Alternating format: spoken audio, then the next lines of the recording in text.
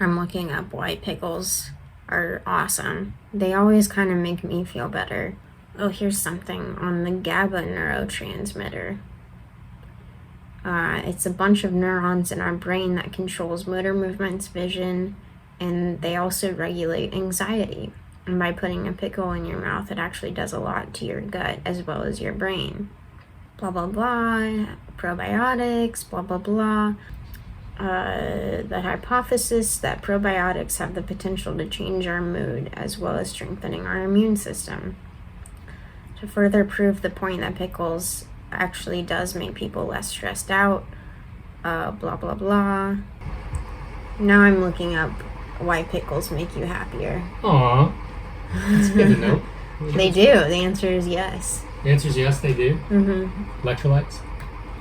And they impact your gut pretty much instantaneously and send neurotransmitters to your brain that regulate today? Mood. I just did. I had my noon o'clock pickles. Great. That's awesome. It'll help. Can't hurt. Yeah.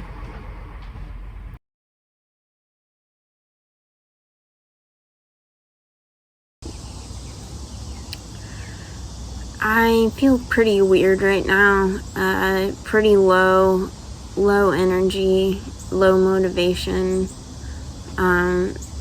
And for some reason I thought it'd be a good idea to turn on this camera and kind of talk it out. I feel the same feeling of just being kind of overwhelmed by time. Sometimes I get really caught up in time.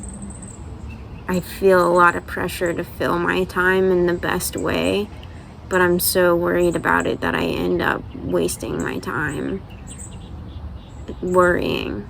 That's a huge stressor for me. That causes me a lot of anxiety. It's hard when I have such a negative attitude towards rest and relaxation.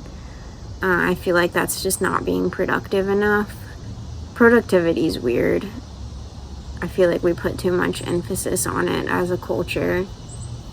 I hope these videos are at least helpful to somebody. They're helpful for me to do. I don't know, what do people do? What do people even do with their time? A very common question to ask somebody is like, oh, what do you do? What are your hobbies? What do you do when you're not at work? What do you do on your day off? And I don't really know. I don't know what my hobbies are. Thinking of things is not always the issue. It's like, what will get me out of my head enough to make me feel better? That's why it's so difficult in recovery, is because your main way of feeling productive by engaging with your eating disorder, by engaging those negative thoughts, and by tricking yourself into thinking that you're doing something about them by restriction or like compulsive movement. It's really difficult because those have been my answers to how to fill my time for so long.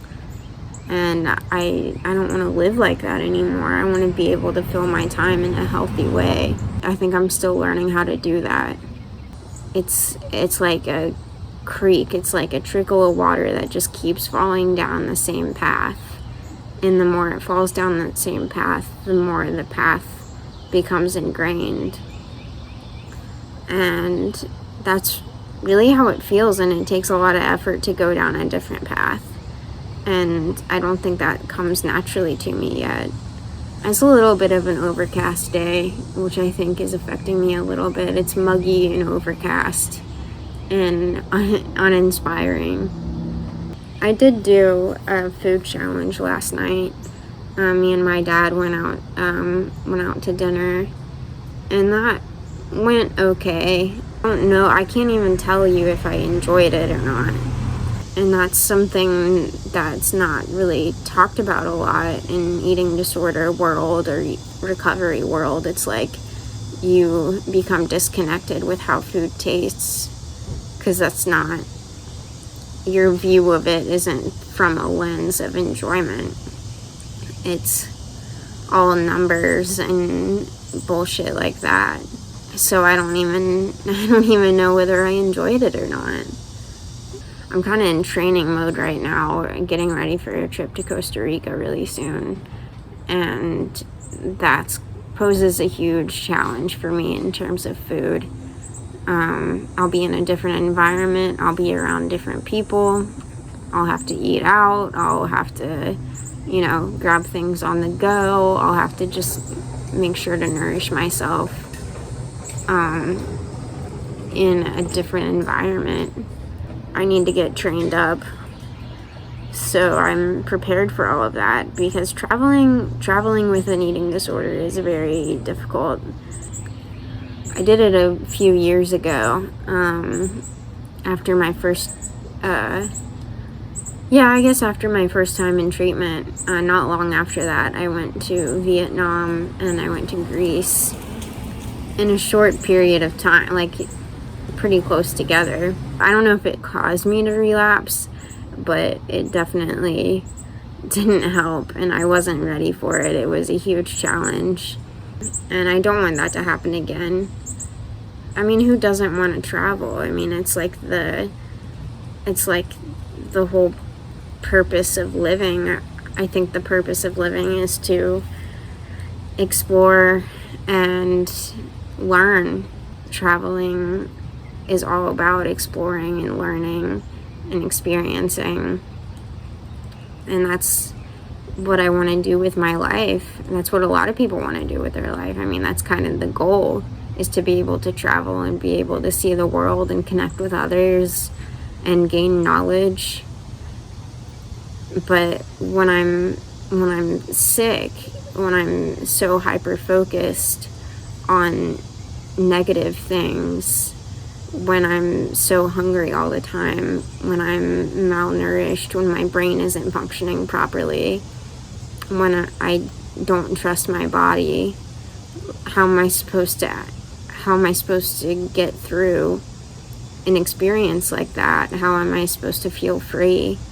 That should be motivation enough to push myself when I'm in a supportive environment, when there's a little bit of a cushion in case I fall from challenging myself. I don't know. I feel like I'm losing steam a little bit. I've had a good run. I've had a good run of, the past week or so, doing really well. So maybe it's just kind of time. I usually do that. Like, I'll have a good run of things and then I'll get spooked. And that's okay. I need to have space for that. And that doesn't mean that, the other shoe's gonna drop and then that's it. I can get back on track. Me getting spooked doesn't have to mean anything. Me losing steam doesn't have to mean anything. It doesn't mean that nothing's worth it. Just because you kind of hit a wall doesn't mean that there's not a way around it.